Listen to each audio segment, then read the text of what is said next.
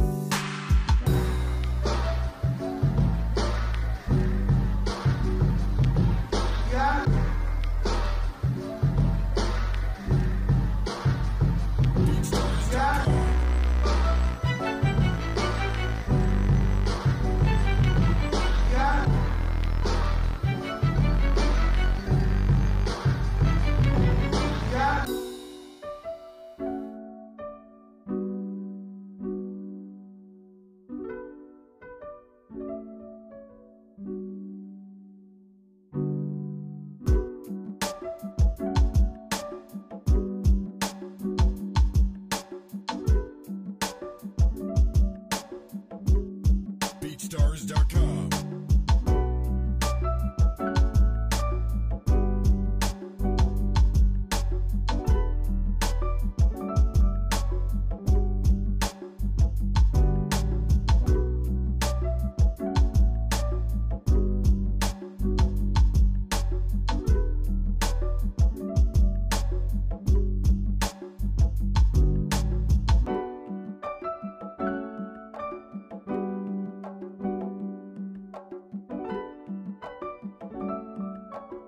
BeatStars.com.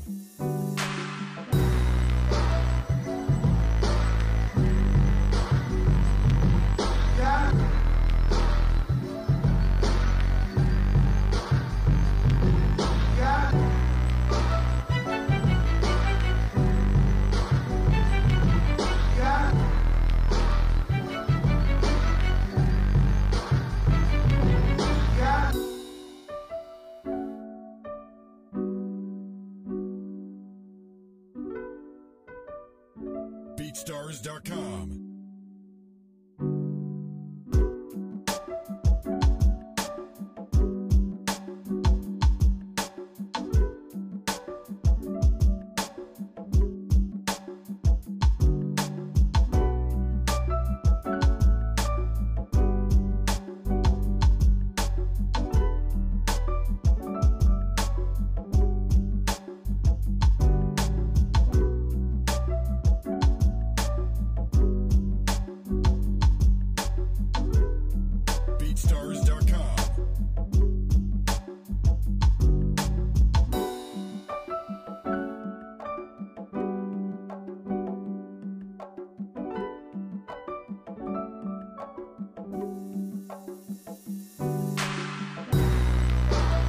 D.R.A.M.A TV 27 here with Coach Duke from Luke B&G, the founder of Luke B&G. We down here at Downey, you know, with the community forum, talking about a lot of issues that's going on in Harrisburg School District and just in Harrisburg period itself. A lot of the violence, crime, and things going on, the lack of parenting. There's a lot of things missing. So first I want to ask you about the brawl. The brawl that was out there, and this is the video seems to be going viral, man, and it's very disturbing. I seen a lot of cameras out, but nobody trying to break up the fights. It was just like, do you think social media has a lot to do with it, or people just are so used to seeing violence, or they just want to see some horrible things happen to people? How can they enjoy these type of things? So I just want to take your perspective on it, man, and you know, share it with the viewers. Well, I feel as though it's really foolishness. You know, I don't entertain foolishness. I mean, I wouldn't rehearse that thing over and over again like the media, like the principal was saying from Harrisburg School District. You know, just the fact that the media had a chance to do it over and over again. I think that was just not right. Just because people didn't see it. Right. That's not an excuse to keep reacclimating that thing, over again and again and again through our minds. Even though we know one incident can happen over a period of time, doesn't necessarily mean it spoils the whole. That's right. The whole bunch, But this isn't our first hoopla, as they say. You know what I'm saying? First time you know, this thing goes on. Right. I mean, now, more likely, I would focus on the carjacking. Yes. With the young man carjacking the Very woman serious. and how he did it. That was kind of disturbing to me. More than just a brawl, even though the brawl was kind of up there too, because you can get anything can happen where you got a guy taking a brick to a young man or another adult kid that he could have passed. It could have been another tragedy for like the 6 or 7 youth that was on the news. Right. They had them pasted on the news, man, like they were hardcore really criminals. hardcore criminals. Yeah. I mean, that's enough. That disturbs me because it was the crime that the thing that took place. These were just people who were pretty much standing around. Right. Now, a few of them could have been involved, but then there was some that was just standing there or even just being there, and they were guilty by association. So. Right. So now, like you said, man, that was disturbing about the carjacking. For me, I test a lot of things because there's always a cause and there's also an effect. Right. And this is what we're witnessing. But people don't want to talk about it. They want to be politically correct, and we have to address these issues. Right. Video games such as Grand Theft Auto, they all the way up to 6, 7, or 8 now. I'm not even sure which one, but these are very violent games that carjack. They show carjacking. You can have sex on these games. You can rape. You can pistol whip. You can do all these violent things on these games, and these games are falling into the hands of our children. Not only that, that's just one of my personal pet peeves, man. And I agree with you. I agree with you totally because I mean it's like you have to have these kids. They have to have something to put on their mind. They have to be real observant to other things. There's a lot of other. You got science. You got social skills. You got mathematics. You got a lot of programs out here that they could go to those programs and they have life skills, they have various things that they can get more involved in, rather than sit at home and sponge this negative, especially the violence. And when you got a game that you get points for running people over and shooting people and splattering the blood and showing the blood, man, that's crazy. I ain't never heard of nothing like that. Yes. I mean, me personally, I don't play games like that, but when we were growing up, we played board games. That's right. We had games that we physically made ourselves. Yes. So that made it more important for us with these games because these were interactive games that we could communicate with. Right. And our communicating skills derived from those games based on what our continent thinkings were. Right. So now you have an organization, Loop BNG, in association with Breaking the Change. Right. Give them a solution, because I know you have a great schedule coming up. Let the people know where they can bring their kids to keep them out of that type of stuff. Let them know what they can do for it, what you can do for them. Oh well, like I said, we have life skills. We teach them life lessons, and that's one of the main things with our programs is that because they need to know social skills, and the social skills is very important in our society today. How to communicate. It keeps them, it shows them how to stay out of trouble and things like that. So with that being said, I just want to say that every Tuesday and Thursday night we're here at Downey School from 7 to 9. We'll be also leaving here. May the 26th will be our last day here, which will be on a Thursday, and we're going to do our outreach program. So once that happens, then we go into the real meat of the situation, where we're out there touching base with the youth, right face to face, hands on, So, out in the community. All right, man. Everybody out there, get involved with Loop BNG, Breaking the Change. Go to them, check them out on Facebook, check them out on their websites, man, and get involved. That's right. Worst thing you can do is nothing. Drama TV 27.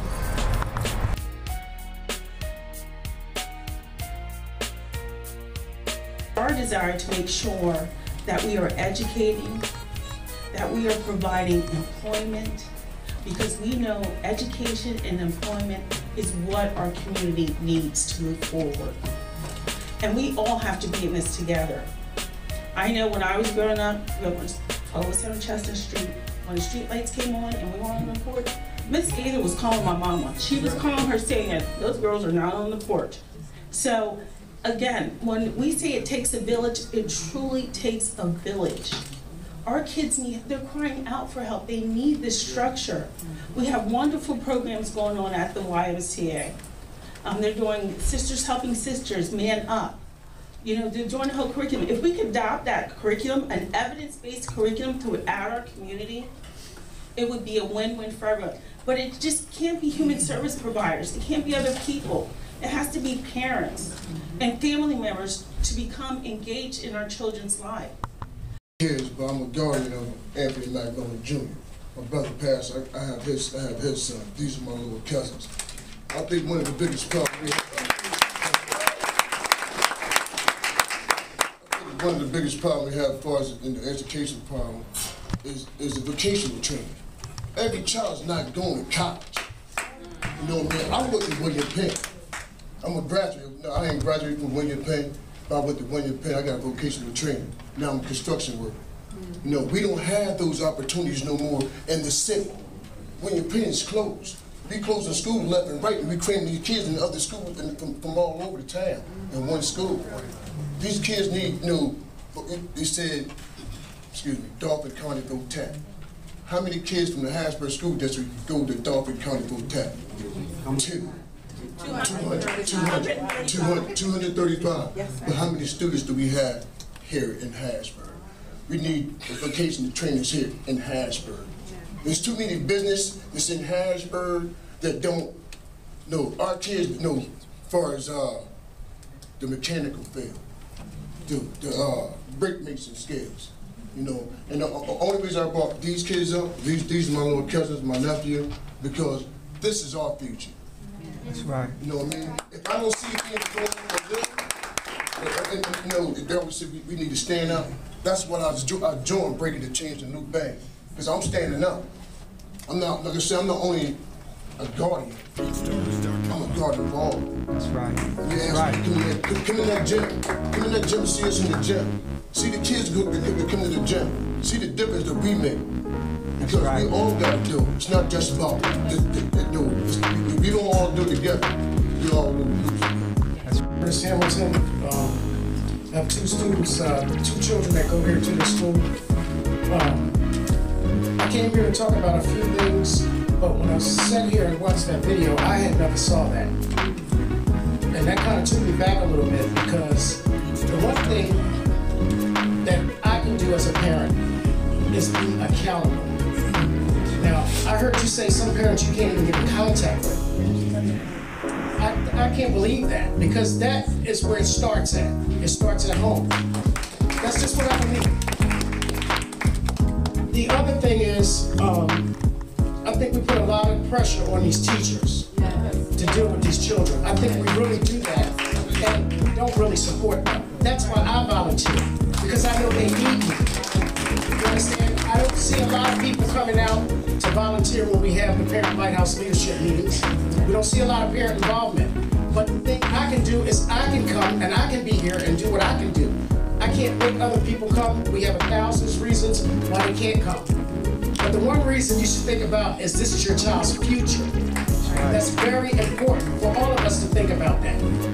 The one thing I know is you can't regulate parenting. That's a problem. You just can't do that. You don't know what these kids are getting at home. So when they do come to school, the teachers should at least have enough teachers to care for these children in these schools. The supplies, a librarian, stuff like that. You go to the suburbs, you don't have to ask for stuff like that. But around here, these teachers can't get that stuff, and that's not right either.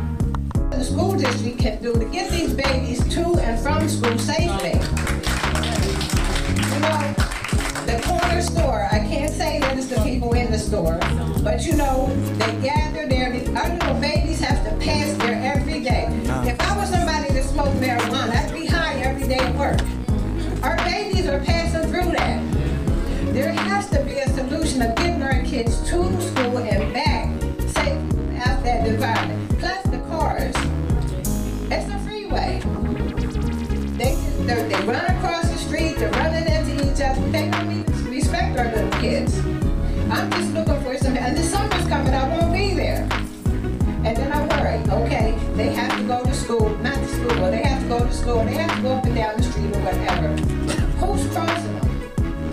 The cars aren't worried about them. So I just want to know, how can we get them to be a little safer? You know, we talked about the fight. I have little kids that are fighting up there, so if I'm crossing them, they're up in another corner, they're fighting. I have to leave my kids stay there to go break up a fight. You know, that's not fair. We have little kids that are down here, they go to school, they come up, they're picking up people's articles, bringing them up the hill with them. You know, we'll talk to them and try to tell them, that doesn't belong to you, take it back. So it's not just the older kids, it's the little ones as well. So we need help with the babies before the problems get bigger. Thank you. It's nice to look out and see the many of you that I've known in my other ventures as either a teacher or a coach and so forth, even through church. First and foremost, if I could take away the struggle that has changed, the positivity in our community, I wish I could take it back in time so we can start afresh. Because as we're dealing with all of the negativity that we're seeing, we're really losing the positive things that happen within all of our schools, in our communities. But let's define the problem. It's really simple. First and foremost, most of the students in our buildings do the right thing. In the high school, in fact, for data-wise, 70% of our students have never had an infraction. So sometimes that gets overlooked from the things that you see there. You see something like that and they say the high school's off the chain. But the issue for us is something that we can't control, and that is social media. And all of the level 3 infractions, which deal with physical activity, engaging in fights and so forth, many of those start with Facebook confrontations. What's been happening recently, and I really commend the families, I commend the strength of the students who are starting to believe what we're asking for. And that's for the good people to take our schools back. They are starting to come to us. We're building the proper relationships, and the parents who are actively involved and engaged, it's a tremendous circle. The teachers are stepping forward and also just building the right relationships so students are feeling comfortable and safe. But the biggest issues are for those outliers. The situations where we can't communicate with anyone. If we can't communicate with the family, the violence and so forth escalates. It's amazing that the students have the cell phones but don't have the working number for their guardian. We have situations where we're left out the loop because we don't get to see what's going on in the social media pages. We really rely and appreciate the families who, like we had today, the parent has all of their students' passwords and usernames for their social media and are able to stay on top of things. The biggest, again, for us, is just being able to keep the circle together. The more we find out, the earlier we find out, the better chance we have at solving many of the issues.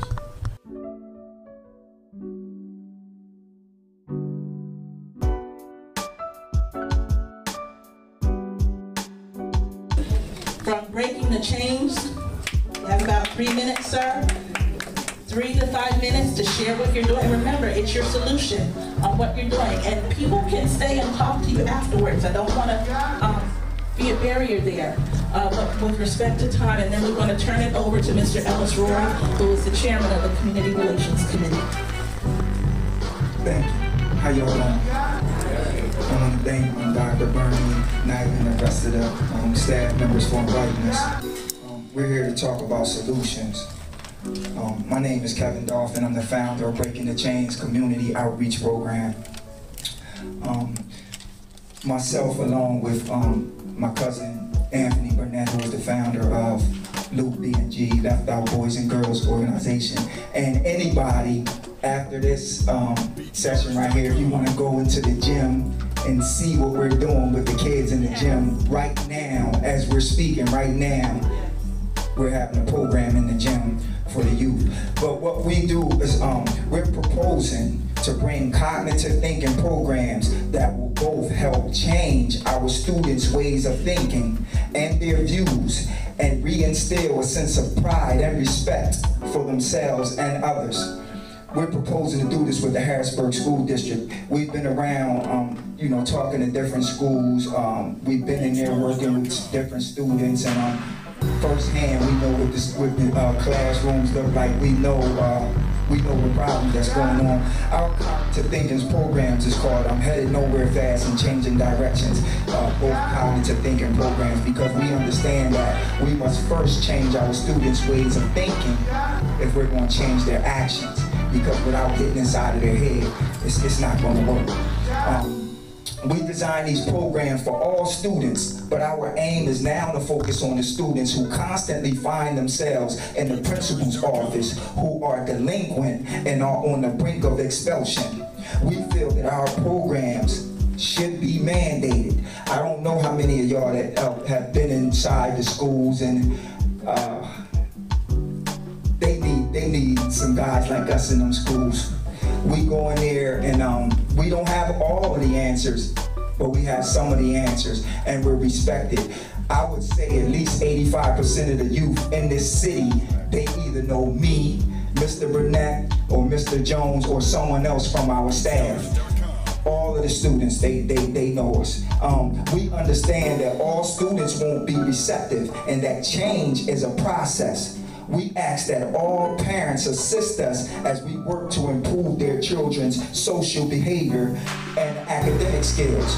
Where we find no cooperation with the adults, we continue to persist to instill moral and ethical values in all of the youth that participate in our programs.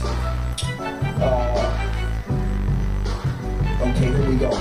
Some of our students have gone on to be honor roll students that become academic, like I said, honor roll top athletes, while others end up in juvenile placement centers where we continue to reach out to them and support them in any way that we can. Breaking the Chains and Lou BNG's main objectives is uplifting our youth and community restoration. So I'm not going to say too much, but the thing is I want to say is this. We need these cognitive thinking programs in the school. We need to change the youth's way of thinking. These men standing up here was once those youth that you see out there, that you're talking about in the schools. That was us. But we're here today to make a difference, and we are making a difference. And I invite any of you, as you go on out there and look at the gym and see what we're doing. What school are you currently going to be working with for next year? Well, that's what the logistic part of it, that's where I come in at. Mainly what we would offer to open up schools, basically we had this school open. We wanted to, in the new school year, we wanted to open up Fuchs, because we know Fuchs is an area where we can cover out the South Harrisburg. In the meantime, we already out there. With our Kingdom Youth Ministry services that we do here in the William Day Howard Day projects, and also out the South Harrisburg at the Help Me office, yes. And so one of the things I heard, it was the time of the programs. We talked about having the after school program, which is the Explorer program. It's only covered in maybe 2 or 3 hours difference. So what we did, we decided to pick up from right where you leave off at. We pick up about 6 o'clock to about 9. We put them to bed so they can't get in trouble.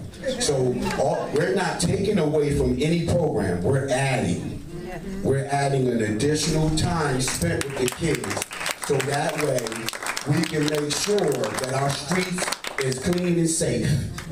And that's what we want to do. And of course, you know, we want to cover some of those inside things with the cognitive thinking and everything else, so that they can be on board with us. Oh yeah, I was going to say that. Give me a chance. She's excited. She's excited for me. She's excited for us. Yeah. We wanted to do, actually, just giving you a history of things. I used to be the director of PAL, and we opened up like 6 schools in the Harrisburg area with PAL until a further incident, you know, something happened, but that's not the agenda for the night. At the same time, they covered Rowland School, they covered Marshall, they covered Foose, they covered Downey, they covered Lincoln before it became the administrator. They covered Cam Curtin. There's no reason why we can't do the same thing. We can get that back rolling and get that time in there. Our staff, I just want to give a shout out to our staff members. And these are, let me share something. These are parents. One of the parents spoke earlier, Steve Evans. And no, without any question, they're here, they're not getting paid. They don't get paid. Miss Liz back there, she's in a walker, but she comes on our Sunday morning service. She's there faithfully. And I don't see, oh, she might have left. But we have very few staff members who have the passion to just be there and to not only be there, but be teaching our kids the moral and the aspects of what life is all about, those social skills. And I believe that's what we need to get back to. But at the same time, I appreciate y'all for coming out. My name is Lamont Jones. I am the son of Breaking the Chain, Luke B&G, and I also have a YouTube channel called D.R.A.M.A TV 27. And what I do with that channel is I go and find the positive things that are going on in our communities. We are so overwhelmed with all the negativity that is being shown on TV, covered by our local media stations, and all the things of that nature. So I try to see the good, because don't think that this world is going to end tomorrow. We have a shot at changing this. And we go out into the communities, man, and like you said, we were once those bad kids in school, you know, served time in prison, you know, just committed types of crimes in the streets, but nobody gave up. I thought people gave up on me, but they didn't. Because now I come out here and I hear them say, hey, I see what you guys are doing. You have made a change. There's one of my neighbors right there. Let's call Dean Anderson. When I was living in the projects, he lived right next door to me. I'm sure I gave her HEAA.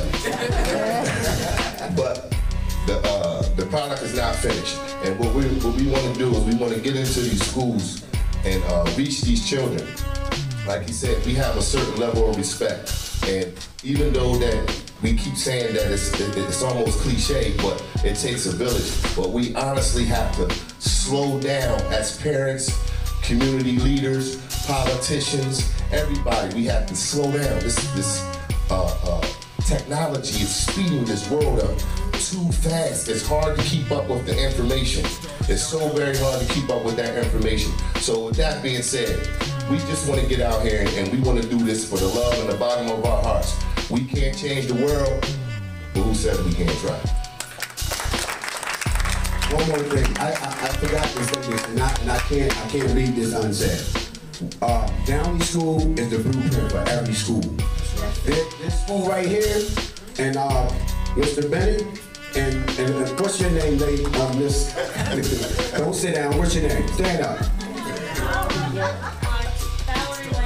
Valerie White. She has a great program running out of Downey School. When we're here at night, she's here with the parents doing a wonderful job. So I think we need to really model after Downey School. And I appreciate that. And God bless you and serve God, please. Let's give it up and break in the chain. Mr. Kevin Dolan and the boys, thank you so much. Appreciate you. Appreciate you. Bringing solutions to the Harrisburg School District.